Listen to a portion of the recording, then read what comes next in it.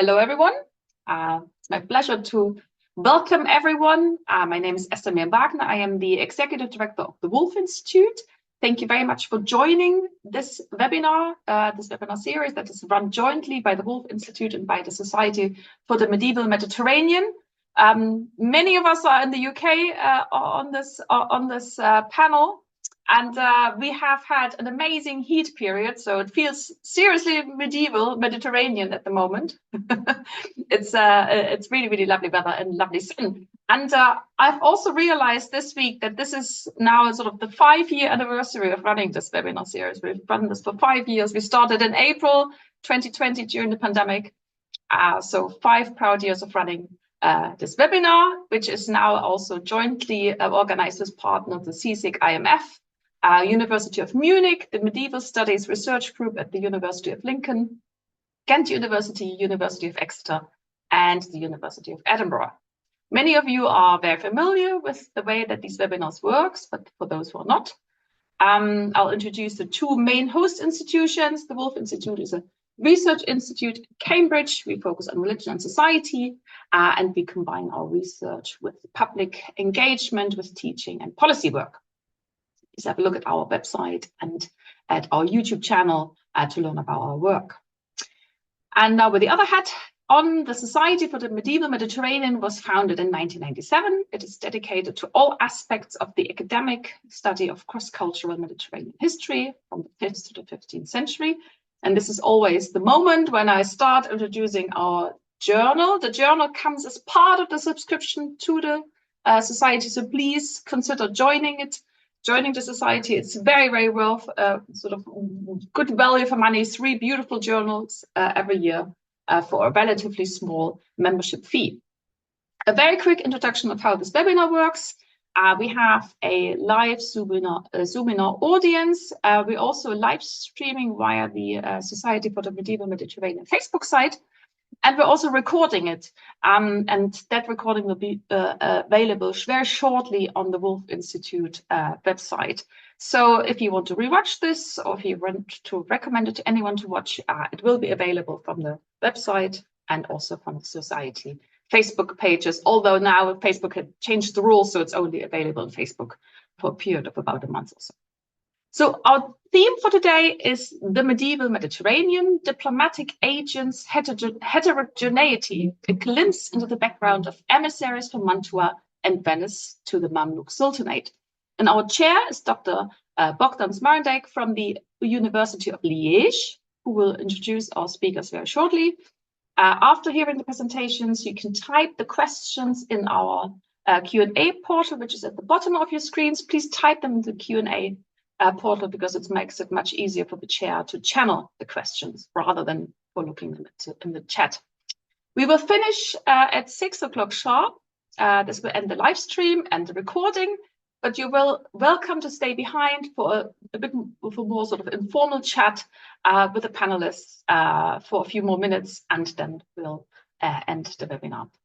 And it's now the right time to hand over the chair to the chair. So please, Bogdan, over to you.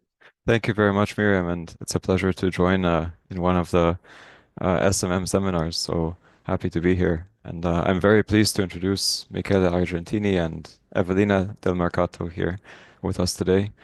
Michele is based at the University of Liège and the University of Bologna, and his doctoral research deals with relations between Venetian agents in Egypt and officials of the Sultanate of Cairo at critical junctures in the early 15th and early 16th centuries. So his research is being developed under the co-supervision of Frédéric Baudin at the University of Liège and Isabella Lazzarini at the Università degli Studi di Torino. So he's getting perspectives from both the Mamluk and the Italian side. And he completed his BA in history at the University of Padua and his MA in historical sciences at Ca' Foscari University of Venice. And Evelina is also pursuing her PhD jointly at the University of Antwerp and the University of Bologna. Her research focuses on the northern Italian polities, like we're hearing about, and their involvement in political and diplomatic relations with Egypt at the end of the 15th century. And she's working under the co-supervision of Melika Dekish and Isabella Lazzarini. So similarly, she's getting insights from the Mamluk and Italian expertise.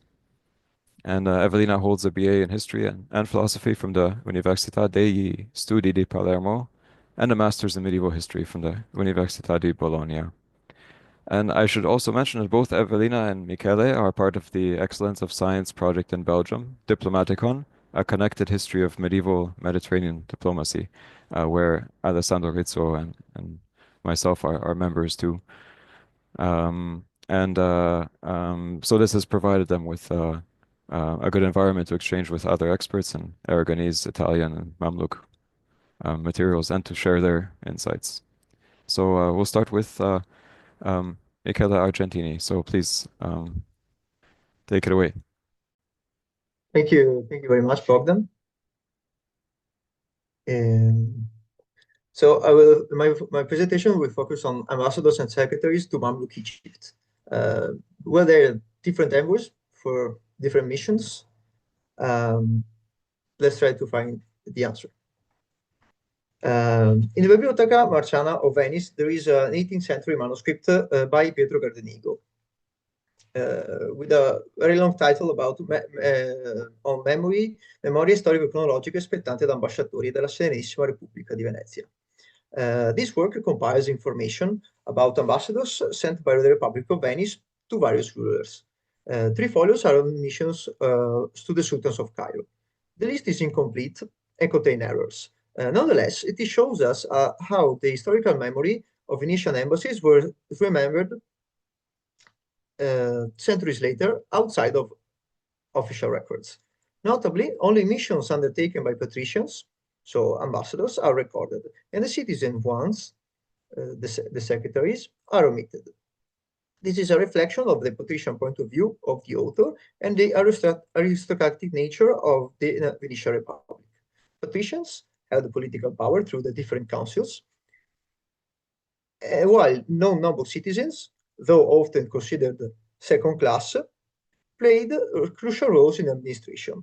They managed the ducal chancellery, which coordinated the different ruling councils and ensured continuity between the turnover of patrician officials. Some citizens represented Venetian interests abroad as secretary. In this paper, I present some findings from my thesis about Venetian representatives, both noble ambassadors and citizen secretaries, who were sent to Egypt between the 15th and the 16th centuries.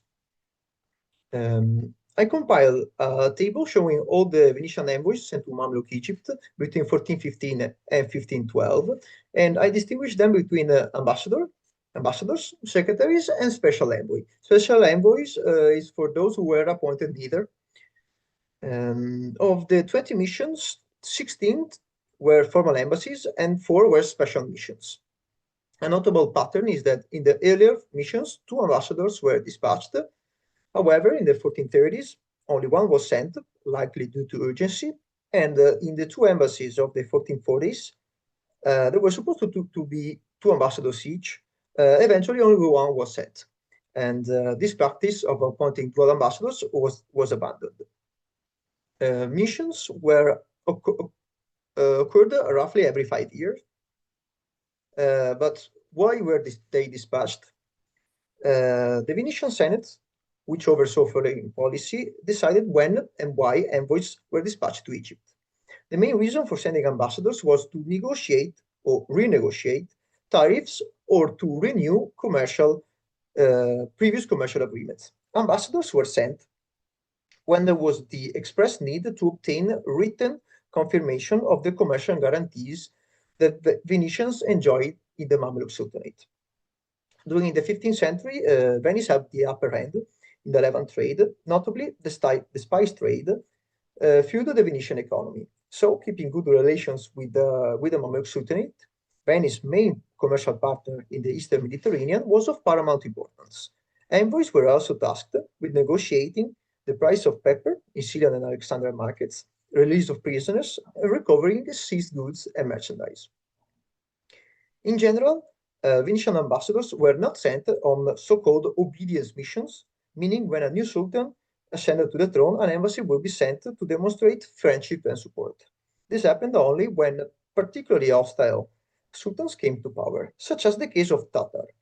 This sultan ascended the throne in 1421 and immediately enacted policies against the European merchants.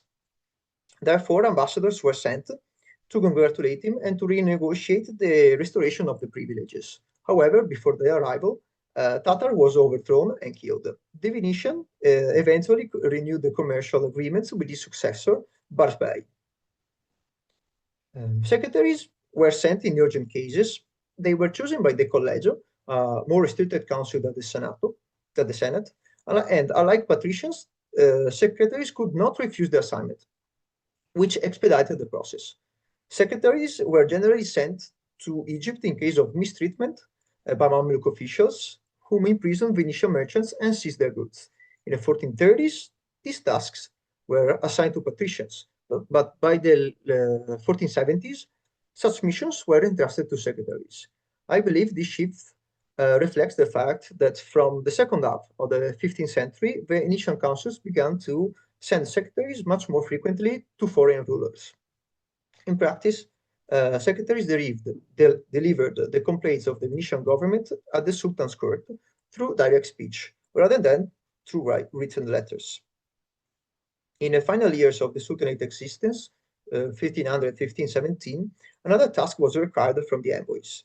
In this period, relations between Venice and the Mamluks were strained and exacerbated by the presence of the Portuguese in the Indian Ocean.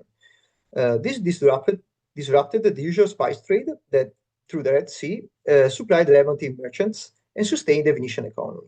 During this time, the envoys, in addition to their regular tasks from the Senate, received additional instructions, which had the main purpose to encourage the Sultan to act against the Portuguese.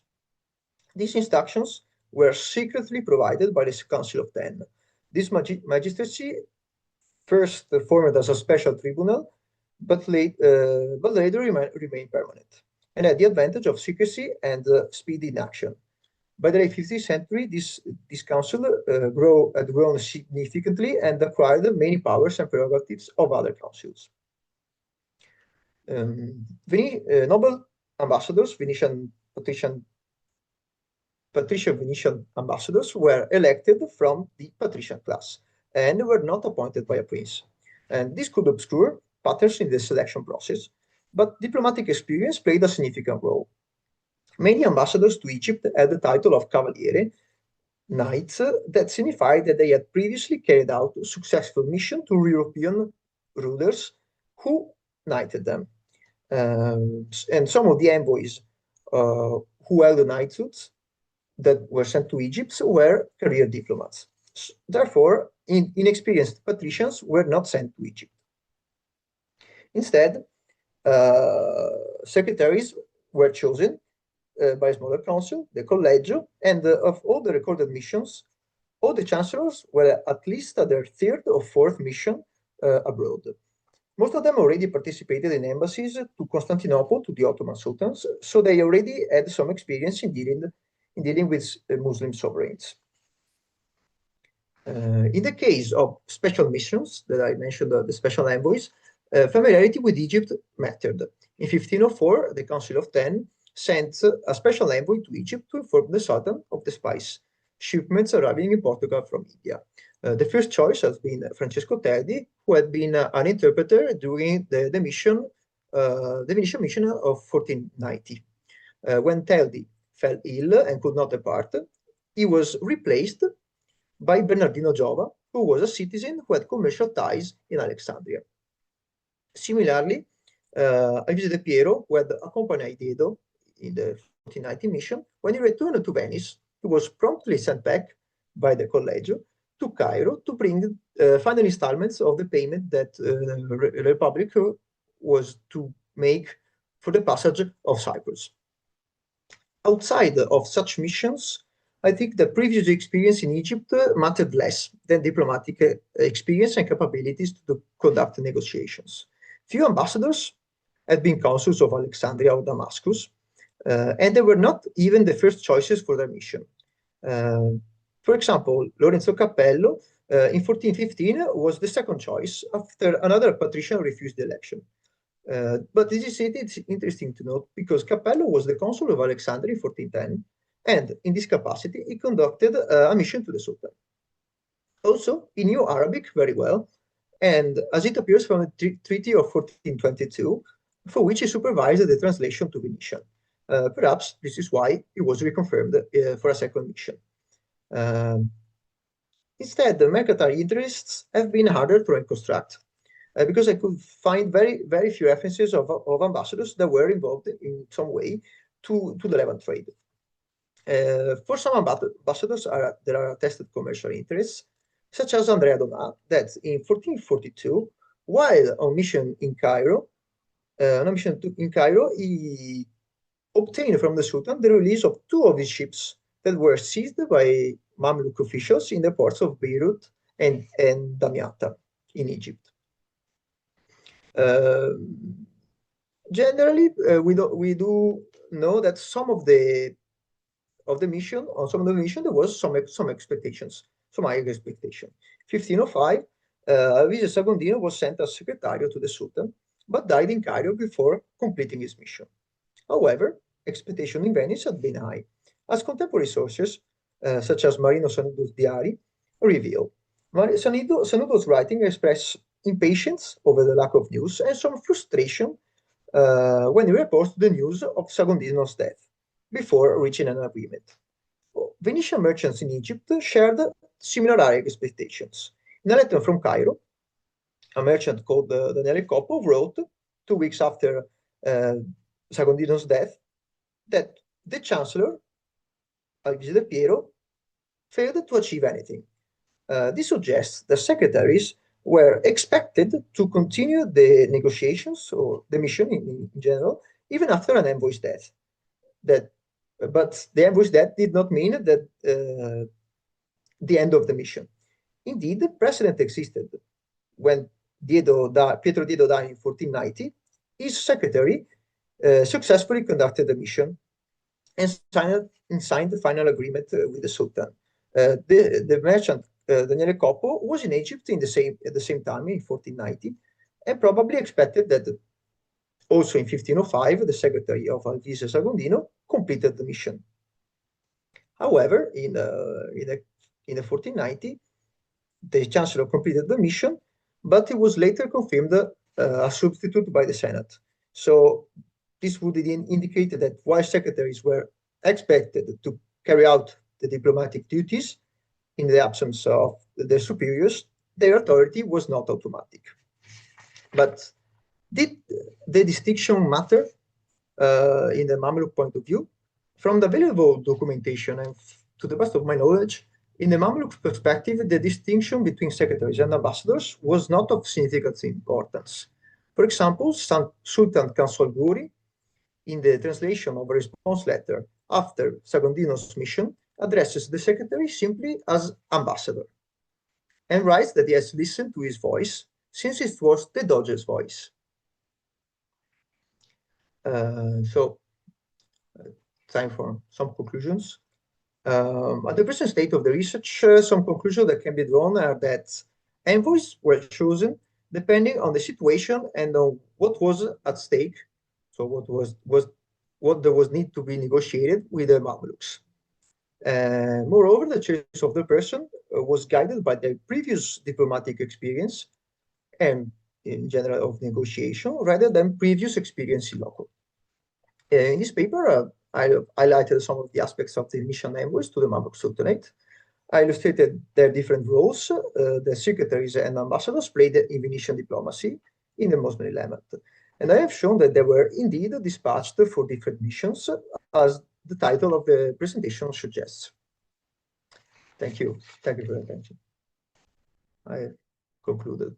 Well, great. Thank you very much, Michele. And it's really interesting to see the perspectives from both sides, the Mamluk side and the Venetian side, on who actually the individuals were, the agents involved in diplomacy. So thank you very much. And now we'll move on to Evelina's paper. So whenever you're ready, you can begin. Thank you, and good afternoon to everyone. Thank you, Bogdan, for introducing me, and thank you, Michele, for the interesting presentation. Small Italian states of the 15th century, such as the Marquisate of Mantua, which lacked direct access to the sea, have sometimes been overlooked in the Mediterranean relations studies, particularly in their interactions with Islamic powers. Yet the Marquisate of Mantua also tried to insert itself into the broader Mediterranean networks. Indeed, for a minor polity surrounded by powerful neighbors like Milan and Venice, interlacing diplomatic relations, even on the Mediterranean stage, was essential to gain legitimization and protection. These efforts also took place during the Marquisate of Francesco Gonzaga, who, like his predecessor, sought to strengthen his political profile and prestige beyond the Italian peninsula, also on a Mediterranean level. Indeed, it is acknowledged that the Marquis interlaced mutual contacts with the Ottoman Sultan Bayezid II during the 1490s. Additionally, it is known also from a group of letters I found in the archives of Mantua that in 1493 the Marquis sent two envoys, Federico da Concorrezzo and Roser da Montesalvo, to Cairo, officially to procure horses, but probably to undertake a connection with the major Mamluk authorities in an effort to reach the Mamluk Sultan Qutbay. This paper will thus focus on this well-documented episode, as we will see, and in particular on its most concrete aspects.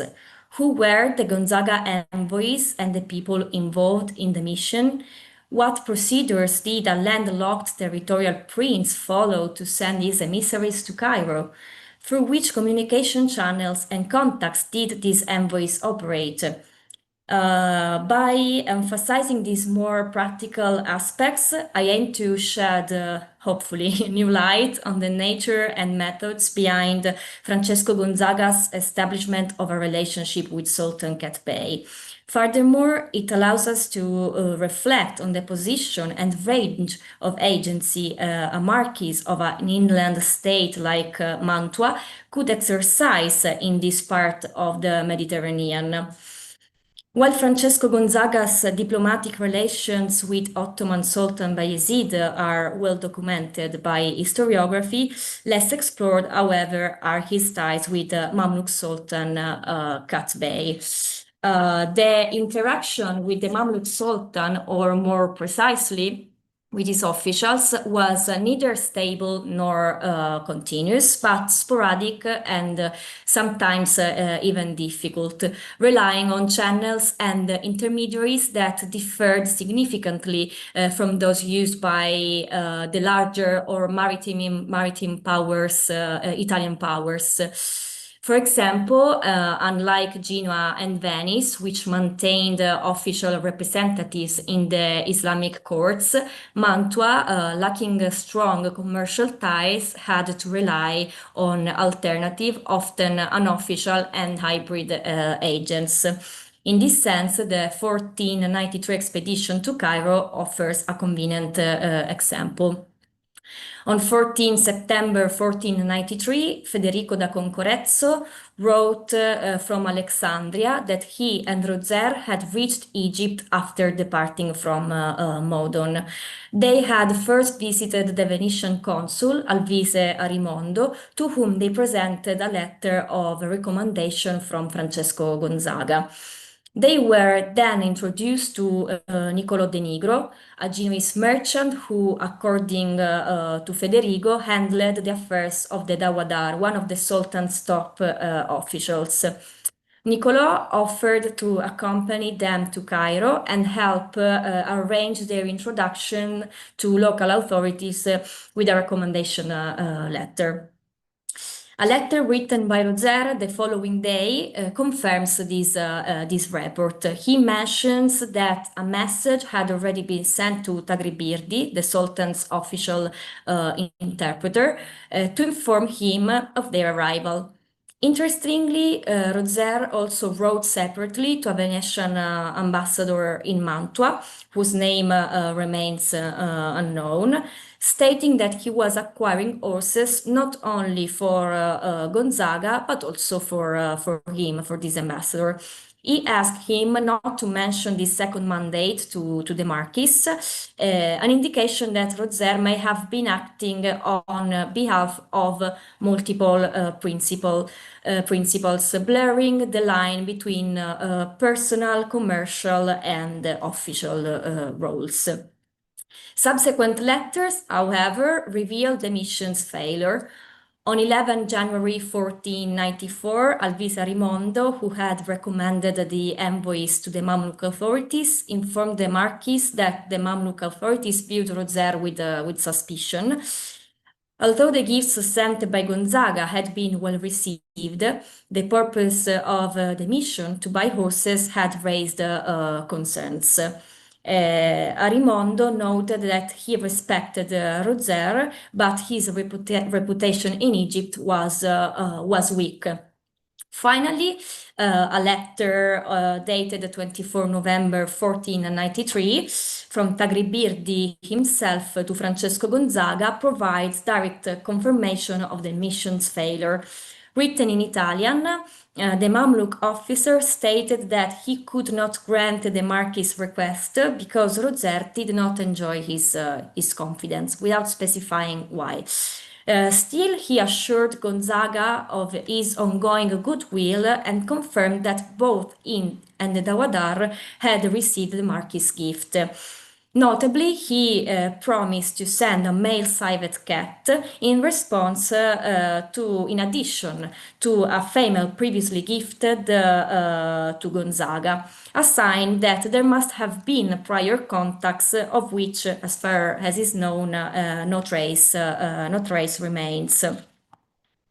The episodes highlights the crucial role played by intermediaries such as the Genoese Niccolò de Nigro and the Gonzaga envoy Rozer de Montesalvo, who operated in overlapping spheres of commerce and diplomacy. Indeed, Niccolò was a member of a prominent Genoese merchant family whose members had already held the role of consul of Alexandria. Moreover, he may already have acted as an intermediary between Italian communities in Egypt and the Mamluk authorities, since he dealt with the Dawadar's affair, and in this specific case, he facilitated introductions and correspondence of the Gonzaga envoys. Rozer, although less well known, also appears to have acted in a hybrid capacity. He was probably a cavalcatore, a figure specialized in sourcing pedigree horses. This was a category of agents regularly employed by Francesco Gonzaga and sent to various regions, including the territories of the Ottoman Sultanate, for example. While their primary task was ostensibly commercial, it is plausible that the mission to procure horses also served as a pretext for initiating contacts with foreign courts. In light of the preceding analysis, some provisional conclusion can be drawn. It becomes evident that the Marquis of Mantua's attempt to establish contact with the Egyptian authorities depended on the mediation of the two dominant Italian commercial powers of the time, Genoa and Venice. This reliance becomes clear at two pivotal moments in Rozer's journey. First, as the correspondence indicates, Francesco Gonzaga had already requested that the Venetian consul endorse Rozer to Tagribirdi and the Dawadar. Second, midway through the mission, the Genoese Niccolò plays a decisive role in facilitating the continued progression of Rozer and Federico. The mission itself had to be framed through plausible but indirect motives, such as the purchase of horses, since there were no solid pre-existing commercial ties to channel it into. Consequently, the Marquis had to rely on already established established relational networks forged by long-standing commercial powers whose merchants, intermediaries, and institutional agents were deeply rooted in the Mamluk territories. The challenge, therefore, was twofold. Not only was the relationship with the Sultanate new, but even the practical organization of the mission, ensuring the emissaries' arrival, introduction, and audience, for example, depended on the involvement of Genoese and Venetian actors. Indeed, Gonzaga needed to make his envoy legible by inserting him into pre-existing communication circuits recognized by the Mamluk elite. This episode further demonstrates that even activities not explicitly diplomatic, such as the trade in horses, required structured processes of mediation, blurring the boundary between commerce and diplomacy. Rozer's mission is best understood not as a failed commercial initiative, but as a carefully orchestrated diplomatic effort, composed of a series of regulated steps and moments of validation. First, Gonzaga formally appointed Rozer and instructed him to present himself to the Venetian consulate.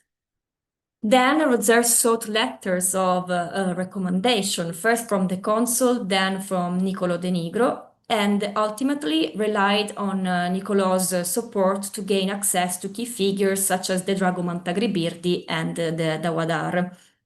The nature of the figures involved, the dragoman, Genoese merchants, Venetians officials, and Gonzaga's agents, demonstrate that these exchanges were not incidental but required structure, legitimacy, and oversights. Communication of outcomes was likewise integral. Alvise Rimondo and Tagribirdi reported back to Gonzaga on the mission's limited success, offering reassurance that the relationship had not been compromised. Tagribirdi even renewed the diplomatic rapport with a gift, reaffirming the ongoing connection with a reciprocal gift. In conclusion, as I have attempted to show, diplomacy in this period must be considered as a flexible, multi-layered practice. It is not the content of the exchange that defines its diplomatic value, but rather the procedures, negotiations, and relational frameworks through which it is carried out. Consequently, emphasizing the roles of those who carried out this diplomacy is essential to bringing it to light. Thank you for the attention. Great. Thank you very much, Evelina, for showing us, well, basically a brand new diplomatic mission being unraveled and the intricacies of how this would actually work, broken down into the various steps. So thank you for showing the diplomatics, the mechanics of a diplomatic encounter, I should say. So thank you. Well, we have quite a few questions already. We have one from the panel organizer, Alessandro Rizzo, and then I have a question from Richard Knorr here as well. My apologies if I'm mispronouncing your name. And I'll try to keep an eye on the Q&A, so please do go ahead and pose questions at any time. So Alessandro, would you like to go first? Yes, thank you very much. I have two questions, one for Michele and one for Evelina. I would like to know, even if it's not a feature, question to Michele, even if it's not a feature of the documents concluded in the 15th century, if you have any example of the duration of validity of the documents that it's specified in the agreements concluded between Venice and the Mamluks. And related to this question concerning the ambassadors, the envoy, I would like to know if these ambassadors go to Cairo always for specific reasons, or if sometimes the documents in some way expire and they have to renew them, but in an explicitly way. Thank you. Well, thank you, Alessandro, for the question. As far as I know, in the 15th century, the time duration for the documents for the documents that were agreed between the two sides, there is no time duration, no expiry date, and also when ambassadors were sent to Egypt or secretaries, usually there was some situation in Egypt that required these missions. So, for example, mistreatment of merchants or seizing of goods. So also taking prisoners. So merchants were imprisoned by Mamluk officials. Then an embassy would be dispatched. But sometimes all of these problems were bounded up in just one big mission. And for example, the mission of 1512, the last mission, was like this. So, and it was for these reasons, for many people imprisoned, many more problems between the two powers. But no time concerns about the duration of documents is never mentioned as far as I know. Thank you. And then question for Evelina. Thank you to you both for the interesting presentation. I would like to know if is there any evidence, or if you found any evidence on whether the ambassadors from Mantua ever formally expressed the intention to establish a Mantuan community within the Mamluk Sultanate with their consul, funduk, etc. Thank you. Thank you for the question.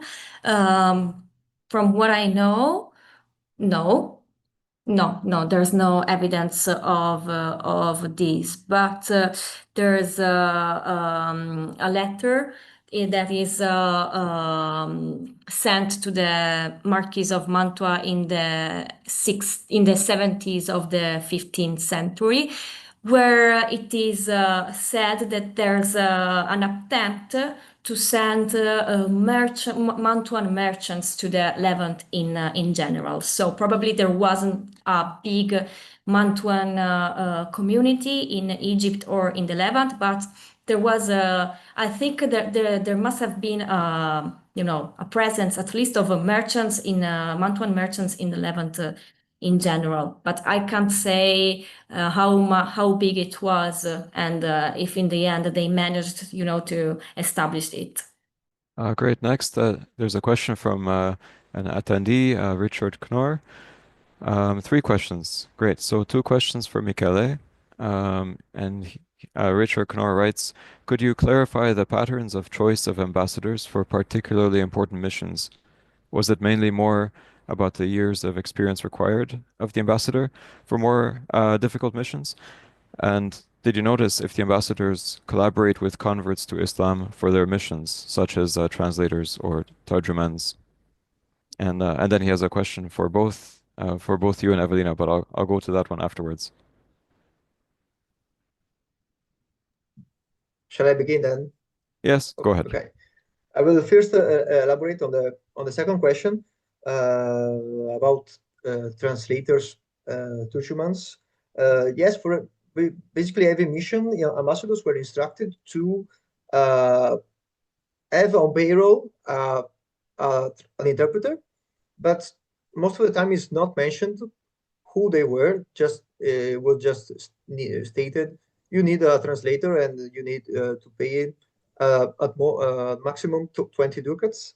But on some of the missions, the instruction clarified that the envoy should rely on tarjumans that were already in Venetian employees in Alexandria. And usually these, for some of them, we also know the name. And for example, there is one special envoy. It's required to ask one of the tarjumans of the Cottimos, or of the Venetian community in Alexandria. His name was Musa. So probably he was a converted, and also in late 1410s, in any case, in that period. We do know that they collaborated pretty often, also because there was basically always someone on payroll of the Venetian community. So they already had some people who can they use as interpreters. Then on a matter of the pattern of choice of ambassadors, since they were elected by a council from the bigger body of the patriciate, we cannot very specify very much how they were chosen or why, but as I see, there was this pattern of people that held knighthood, so they were sent already to European kings because that was the only way to be knights in Venice, and also yes, years of experience in diplomatic missions were important to have. Also in the last few missions, for example, in 1512, there was a very, very important mission. That ambassador had already a 25-year experience in general in the Venetian policy, but also in diplomacy. He went basically everywhere in Europe, and also he was already a knight and also a procurator. It was the second highest office in Venice. But also in 1490, the ambassador was a very successful diplomat, and in 1472 there was another that was sent basically everywhere, to every polity in Italy, and also to the king of Aragon. So for some of them we can, and also because we can reconstruct their career better, we can know, yes, we can actually answer that, yeah, many years of experience in diplomatic negotiation could probably be the deciding factor of a choice of the election of one person instead of another. Great. And there was a question about collaborating with converts to Islam. Have you come across anything like that? No, it's difficult to know if there actually are converts. I read that maybe if you know their name and how it's written in Venetian, could be that is the name of a convert or not. But I don't. It's difficult to say. Okay, great. And now there's a question for both of you, Evelina and Michele, from also Richard Connor, who asks, did you encounter if the ambassadors traveling on merchant ships carrying merchandise, or were ships carrying merchandise, or if they were if they were ships for specific diplomatic missions? So in which case they would not really be carrying any merchandise. Did you notice this? And did they have different instructions in the case of a successful or unsuccessful mission? So if it was a ship with merchandise, did they say, for example, don't unload your merchandise if this mission goes awry? Anything like that? And maybe Evelina, if you want to start. Yeah, go ahead. Sorry. Yeah, thank you. In my case, there's not specific information about this because, of course, Mantua wasn't a maritime power. I suppose that they traveled with mercantile ships, but from other powers such as Genoa or probably Venice in the case of Mantua, because Francesco Gonzaga was general captain of Venice. So probably they traveled on Venetian ship.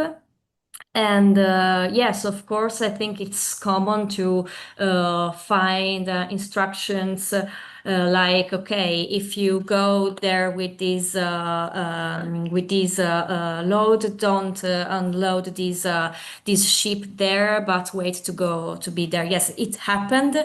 Of course, not with Mantua, but for example, in the sources from Ancona, which was a mercantile and maritime city in a lesser way than Genoa and Venice, but of course it had contacts with Egypt too. I found instructions of this kind.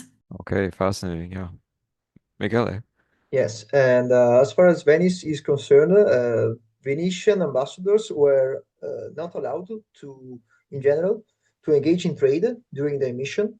So, but as I said, one of the ambassadors secured the release of two of these ships. So he was still engaged in trade, but it was another question, another matter of things. In any case, for the transport for the travel to Alexandria, they were organized ad hoc ships, the galleys, and yes, for the so but the on the for different instructions, Babelchina is no because they couldn't, but so there were no mention. But for example, there were different instructions in case of the failure of a mission. So if the ambassador or also the secretary uh, couldn't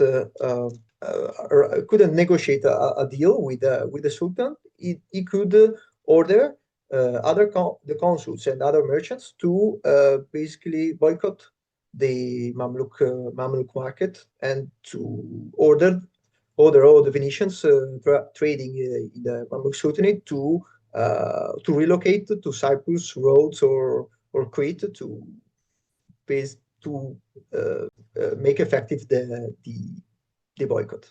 So yeah, but this is usually in the 1430s, 1440s, where the sultans had a specific policy against pepper trade with the Venetian. Great, great. Thank you very much.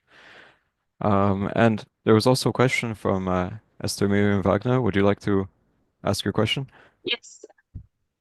Maybe Evelina or maybe Michele are the better person for that. But again, also following on from some of the questions we just had, we know about Jewish community members from Alexandria being sort of the translators for in the 15th century for the Venetian consul, for example. What sort of mentions are there, or are there any mentions in your documents about the Jewish community, especially of Alexandria? Not at the moment, but there's an interesting fact.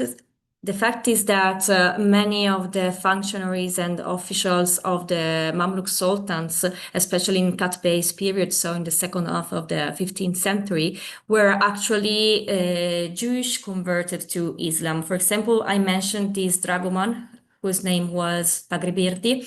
And it came up that he was originally from the territories of the Crown of Aragon, and that he was a Jewish person that once he was kept prisoner in Egypt after he traveled in the Mediterranean, etc. In order to get freed, he had to convert from Judaism to Islam. And so in this way, this was the first step to become an important official of the Mamluk sultans. But originally he was a Jew. Great, great. If anybody has more questions in the audience, please feel free to keep putting them in the Q&A. And in the meantime, I do have some questions as well, if I may. Yes, I was really fascinated actually by your two different kinds of source material and what they revealed about these embassies. And I was wondering if Evelina and Michele, you would like to reflect on any kinds of comparisons that can be drawn between the case of Venice and Mantua, and well, since Alessandro Rizzo is here and has worked on Florence too, and if you want to add anything, and specifically, I'm wondering about kind of as you mentioned, Evelina, the practical organization of the mission, the steps to establishing relations, the importance of a network, the importance of contacts, and Michele, you mentioned the importance of selecting somebody with previous experience, and the titulary, having the title of Cavalieri. So yeah, would you like to reflect on any kinds of similarities in how cities would initiate contact or renew contact in your case, Michele, after long periods of after pauses maybe or hiatuses? I think that one of the biggest difference, of course, is the amount of of sources, because from what I know, for Venice, it was a constant flow of information and direct contacts. For an inland prince like Francesco Gonzaga, it was more a matter of attempting a contact. So this, of course, is reflected also in the source.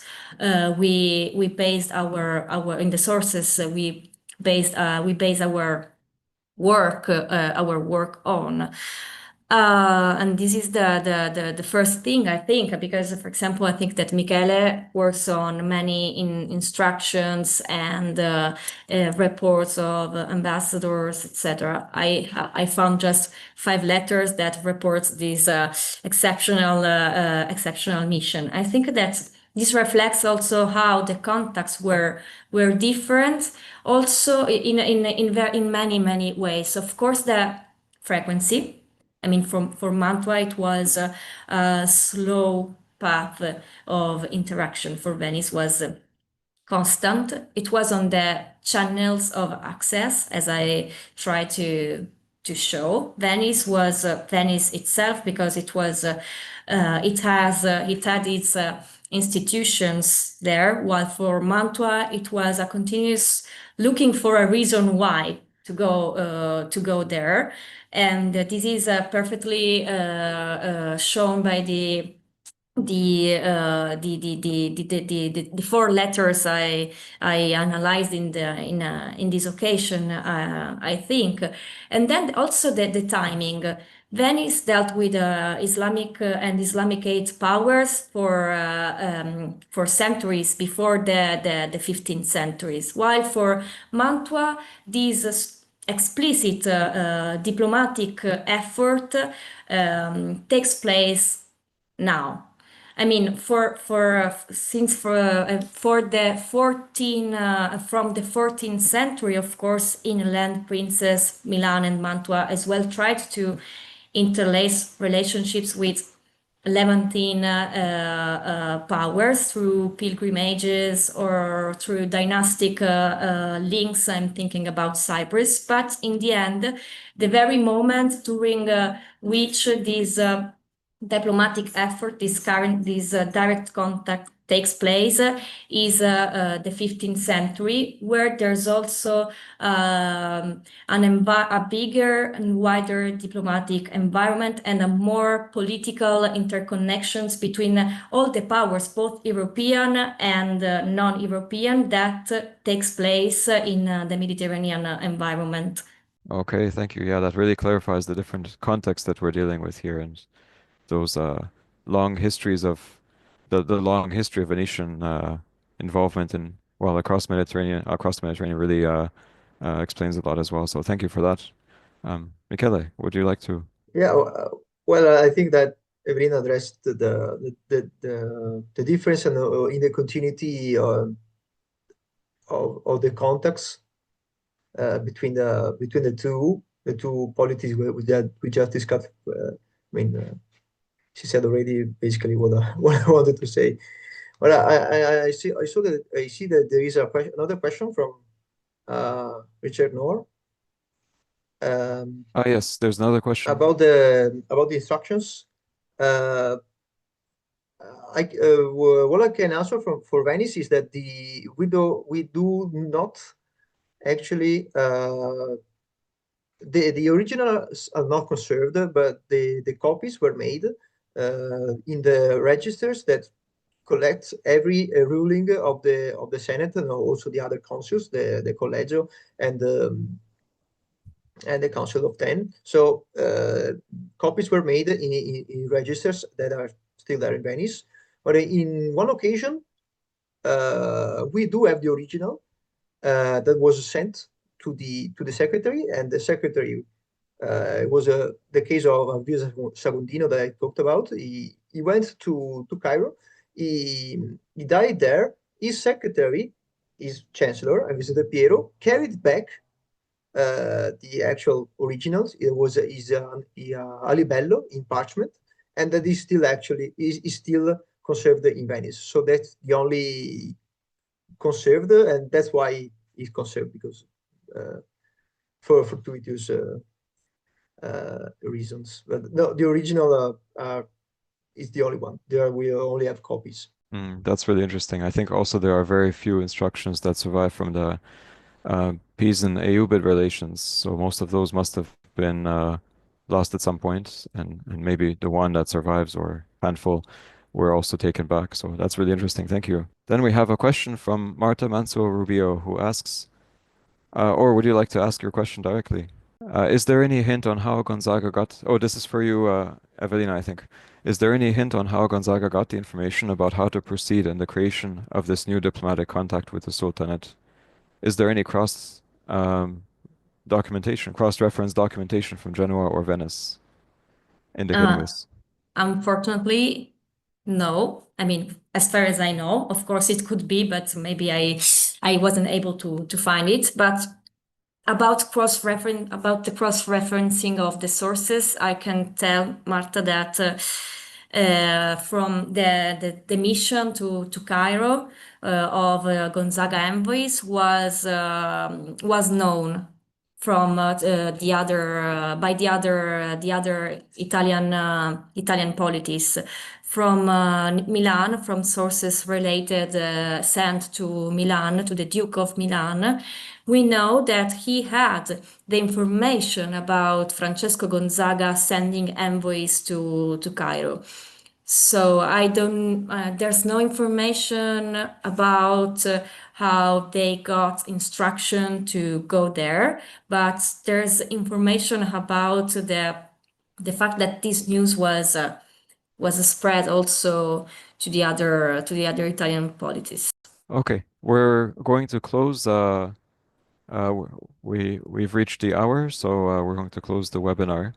And I think I'll hand it over to the organizers at this stage, but we can continue the session and of course take questions and continue this. As Antonella Scorpio put it, like this super interesting, this fascinating conversation. So yes, we can continue. Thank you. So this is the official ending of the session. First of all, a massive thank you to our speakers today, Michele and Evelina, for their fascinating contributions, to Bogdan, our chair, and Alessandro, who's the mind behind the organization of this webinar. And thank you very much to all our attendees who have been here today for your questions and for your contributions. I know it's tempting to be outside in the sunshine, so double thank you for those who are instead in front of their screens today. As always, the recording will be available in a couple of weeks through the Wolf Institute YouTube channel. I think there has been a technical problem with our live streaming on Facebook today, so it might not be available there, but with a bit of patience, it will be online. There will be another webinar in June. We're going to send information soon through our normal channels. In the meanwhile, do keep following us on social media. And as always, has been a pleasure to have you here today.